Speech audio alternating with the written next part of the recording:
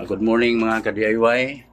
Sa next video ko ituturo ko sa inyo kung paano mag-customize ng PLDT router natin, yung sa Wi-Fi natin. Itong mga linya-linya na yan, tuturo ko sa inyo kung saan yan patungo, kung anong mga nakakunik niyan para ma-customize natin yung Wi-Fi natin. Malalaman mo kung sinong nakakunik, malalaman mo kung ilang Mbps yung download niya, at malalaman mo rin kung ilang Mbps yung upload niya. At pwede rin nyo i-block yung device.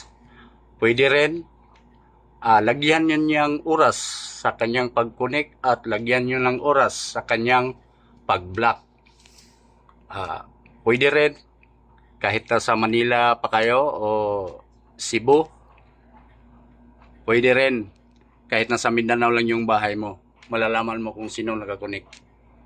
Halimbawa, yung mga anak natin, pwede natin lagyan ng limitation sa kanyang usage. Okay, next video, tuturo ko sa inyo. Follow me for more.